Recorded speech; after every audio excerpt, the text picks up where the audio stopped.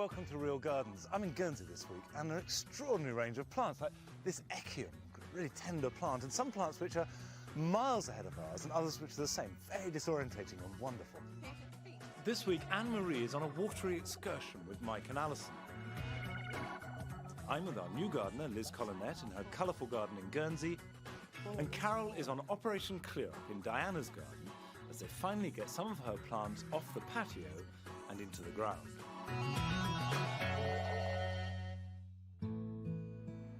Guernsey is 80 miles south of the Dorset coast, which is probably why it enjoys some of the best gardening weather in the British Isles.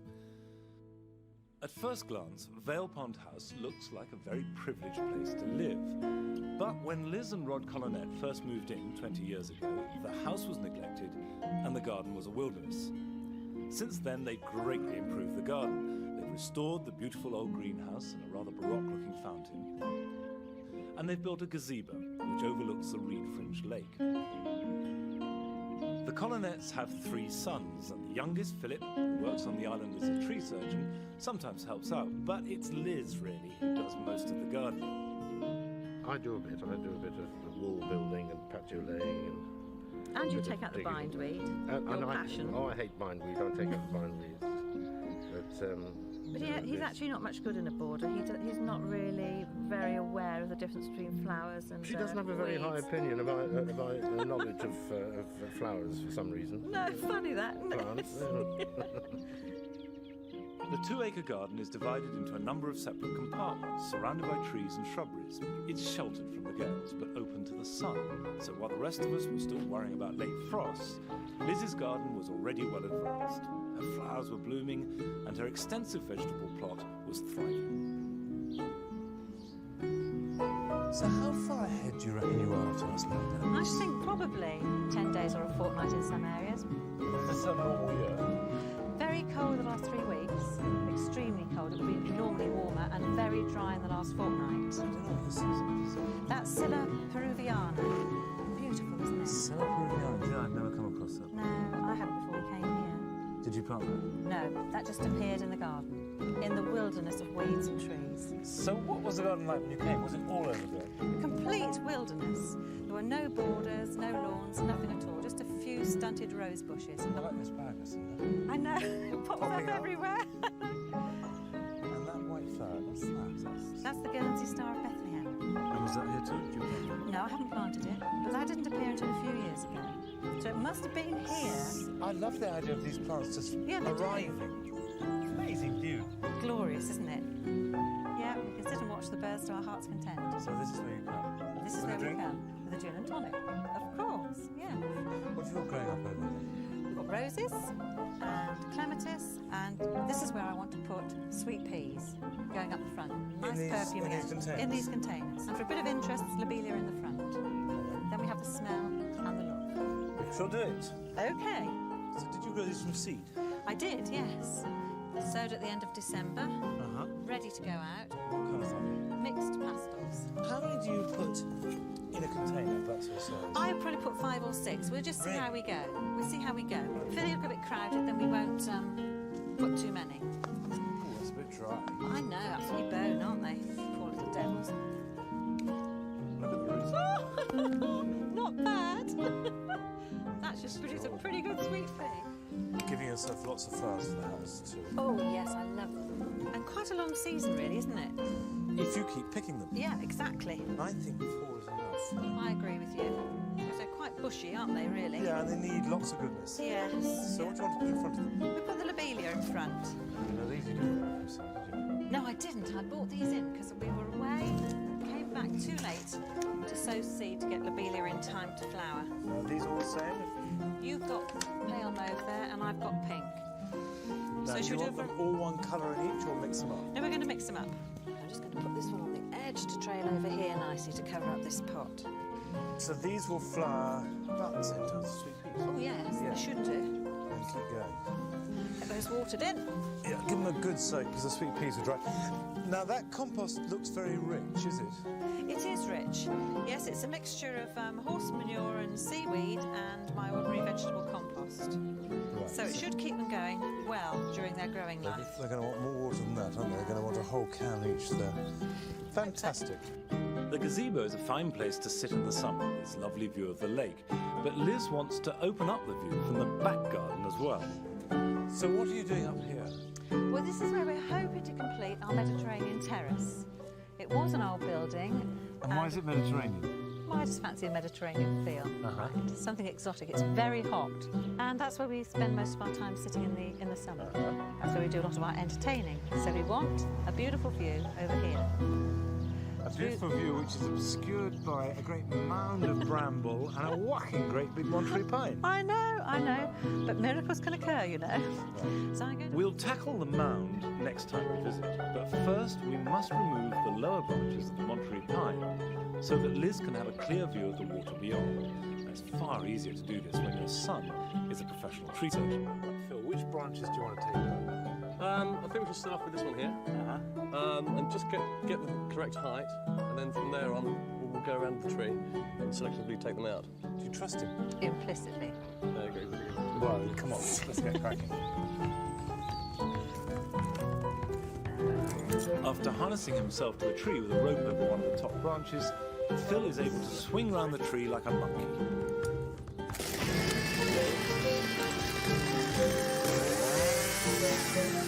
Phil removes the dead wood within the tree before taking out the bigger branches. This kind of treatment might look rough, but if it's done properly, it won't harm the tree.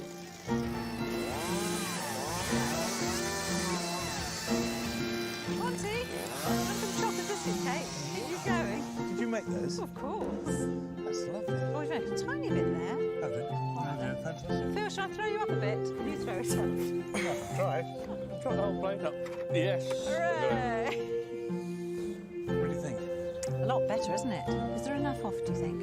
I think. Do you see there's a branch going down there? Yeah. It needs to come off. Yeah, I think so. Phil! The committee has met. Right. And made its decision. It looks great, doesn't it? Beautiful. A real change. But I think that branch going down slightly wants to come off. Yeah, this one. This one here. Well, all of that. The All whole that, of okay. that.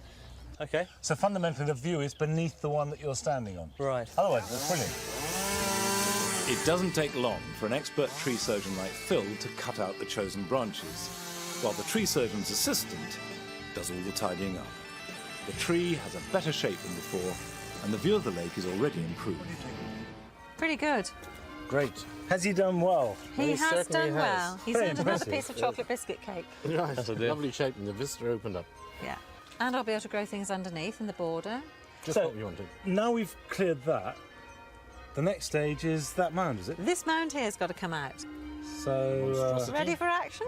well, I will be next week after I've had a rest and clean my hands first. I think you'll need a very large bar of soap for them.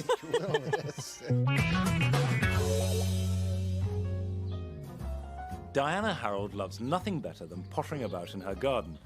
In fact, she loves plants so much that she just can't resist buying them. The result is that she's accumulated a vast collection of plants which sit in their pots on the patio. I haven't a clue where the plants are going to go. If I like a plant, I buy it. I cannot understand people who say, I can't buy it because I have no room. It's a collection that's getting bigger. I'm going to have to address it. But I just can't resist buying them. A few weeks ago, Diana roped in her son and daughter to lay new paths in the vegetable patch. Even her granddaughters were enlisted to help plant out the new beds. In fact, the whole area has been completely transformed since Carol's first visit.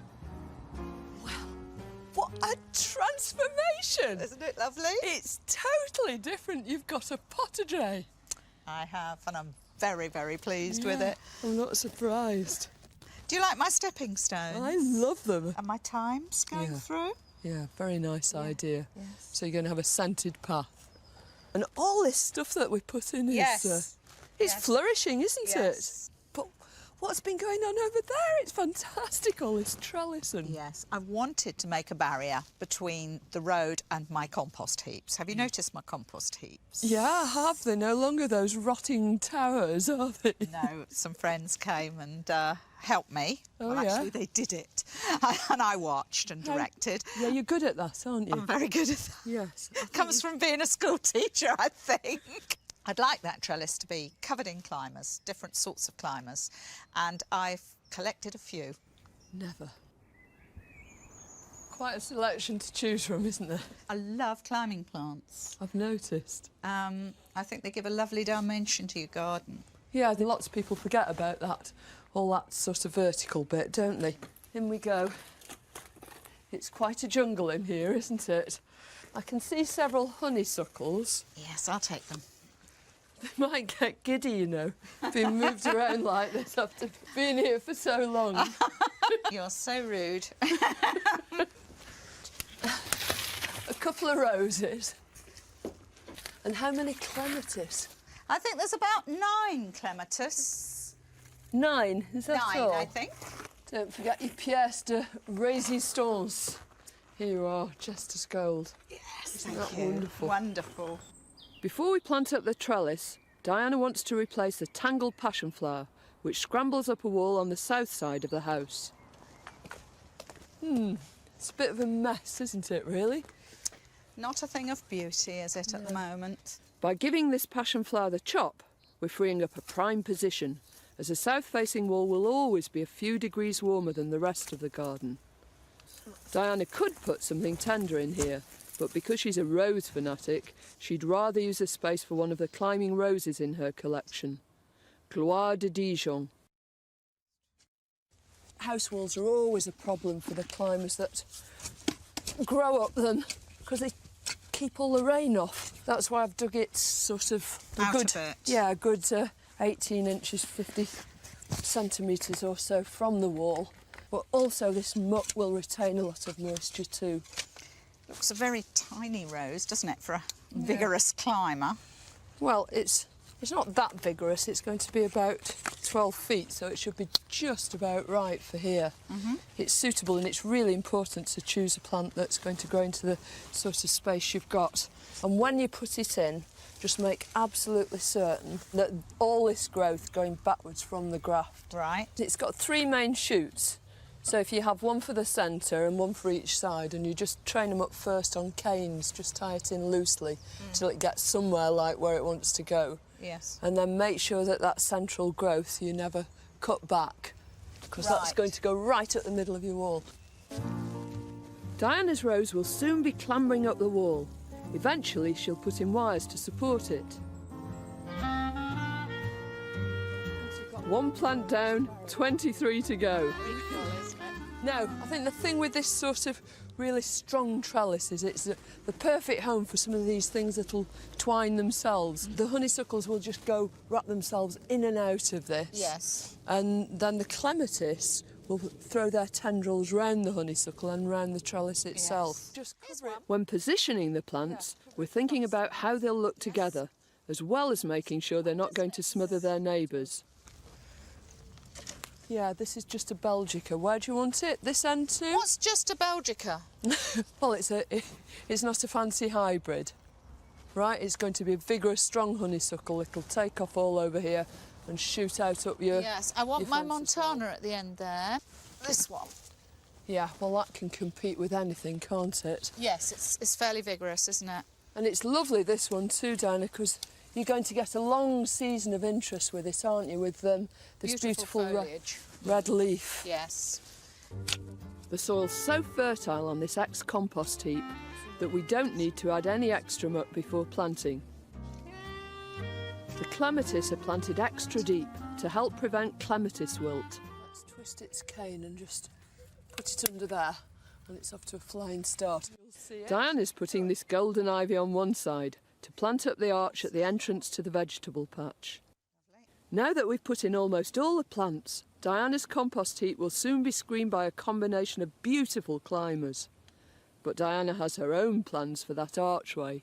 I've got a climbing rose here called Shot Silk. OK, where shall I put it? Well, we could have it. Do you think on the arch? And what colour is it? It's Pink shot with scarlet? yeah. Oh, lovely. Oh, what? Oh. With your yellow ivy? You're joking. It'd be lovely. No. Really attractive. After the break, Anne-Marie is on a day trip with Mike and Alison in search of the perfect bog plant.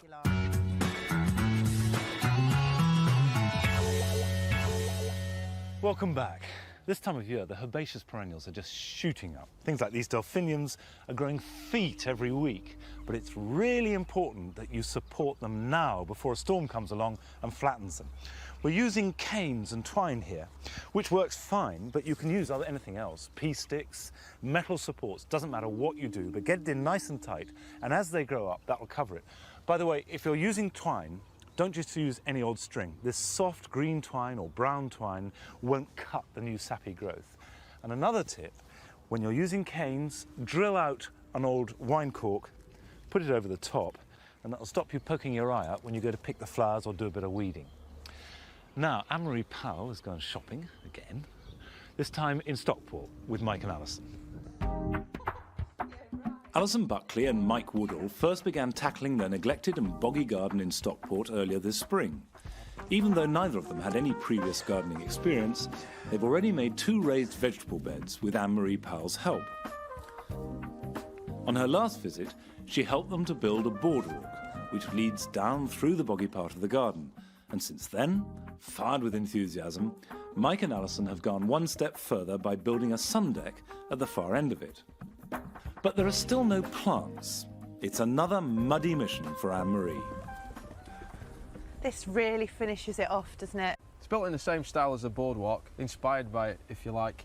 Well, I'm glad something's rubbing off anyway that you like. God, Dead easy to build, dead simple. Do you know what I'd have? Go on. I'd have a hammock.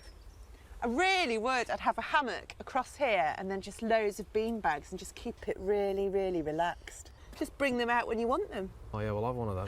I tell you what though, you've got this gorgeous field just here, haven't you? And Yeah. you just can't see it. So I think you should nick that view. Get rid of some of this hawthorn here, this crataegus. Lop it back and just, you can admire the view. It's like a window. Brilliant. It's a nice idea, yeah. Do you like it? Yeah. Yeah, I love it. Well, you can do it then. Yeah. Yeah. Just cut off what you think's in the way, really. Wow. The farmer's gonna go mad. You know, moo cows will come in. I think that's a dead bit. Right, come on. Follow me. Don't look yet, right? Come up here. Don't look. Don't look. Now look. Oh, it's nice, isn't it? That's fab, innit? Put a nice hardwood frame in there, some leaded glass. Look lovely, that, won't it? We should start to think about some plants, shouldn't we? And you've obviously had the same idea, haven't you? Dug it over. Yeah, dug it all over. Yeah. It still looks quite weedy though, no disrespect, but it does. And some weeding. Let's get going on that.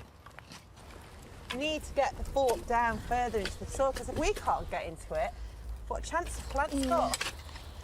But you can see that it is quite damp here still and it hasn't rained for... About 2 weeks. Really? Yeah. What plants do you think should go into it? Things that will put up with that horrible muddy quagmire that we've had in here so far. Bog plants, it's bog country, isn't it, really? You always seem to get an idea, don't you, when someone says bog plants, a bit boring. They're a bit, Do you think so? I do, a bit yeah. bland. God, you know, I would love to have a bog garden. This will be like a bridge just floating amongst this sea of big architectural plant and leaf You've shape. got a wild imagination, haven't you? And I need to fire their imagination. There should be plenty of inspiration at nearby Stapley Water Gardens. Hey, yeah, Mike. Here's a feature to feast your eyes on. That's what I call a feature. You cheeky dough, not having them in my garden. I know that Alison is yearning for a bit of colour, but I want them to see Stapley's wild garden to see if any of the plants there appeal to them. So, tell me honestly what you think of this. Looks a bit overgrown. Bit rough. It's like something you used to have at school, didn't it, when you used to go and collect your tadpoles? Do you like the plants? Things like this, the marsh marigold, cowser. Does it have a flower? Does it flower? Yeah, you can see one there actually. It's quite big, yellow flowers. Yeah, it's quite nice. What about that over there, the prehistoric looking gunnerer? Can you see it? Yeah. It's quite a... Like a rhubarb. Yeah, What do you make of that? Yeah, I like that. It's different. I don't know whether I do. Don't you? No. Well, I think this bog garden's going to be a disaster. Stapley specialises in aquatic and marginal plants, some native, some more exotic, so there's plenty here to choose from. What do you reckon? I think these are gorgeous. I love them. The leaves are fantastic, aren't they? Regerstia esquifolia. Get these big leaves coming out like that. I love it as well. Yeah. Is that the one with the black stem, is it? Well, there's two of these. There's the ligularias, they're both ligularias, and that's Dentata desdemona. And it has these sort of daisy-like bright yellow flowers that come up off it. Yeah. And this is the rocket. It literally throws up, pretend it was on the floor, it'd throw up a flower spike that big. So, and that's yellow as well. And When did they grow that big? Yeah. Well, I thought they were just small plants. Everything seems to be yellow. Shall I tell you why? Go on. Because a lot of these plants have yellow flowers.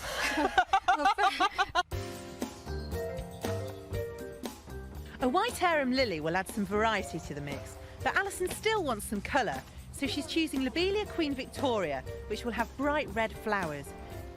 She also likes the look of the feathery red astilbe. Come on then. Back at base, the sun is high and our thirsty plants need a drink before we put them into the ground.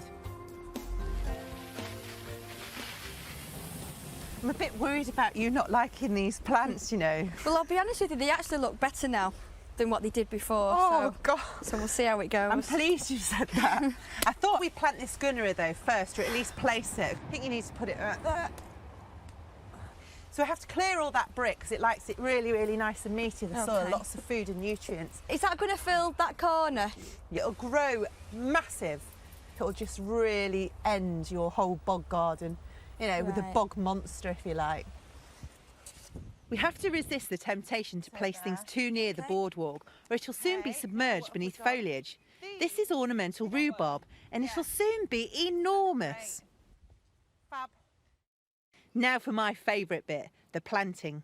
We'll start with that ligularia. Because these are marshy plants, bog plants, you still plant them in the same way as you would a normal herbaceous perennial or a shrub. Dig a hole, stick your compost in, add some bone meal or fish blood and bone, stick your plant in, water it, watch it grow. That's the theory. What are you standing about for? Do you think I'm going to do it all? Yeah. That's wishful thinking, mate. Come Grab on, a then. spade.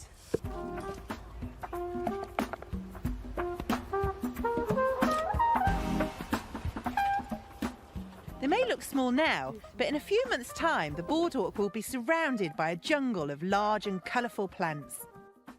You still need to put some sort of mulch on there. Bark chippings would be ideal just to lock in that moisture in. And it's a good idea to put gravel all around the outside of the plants that the slugs might like.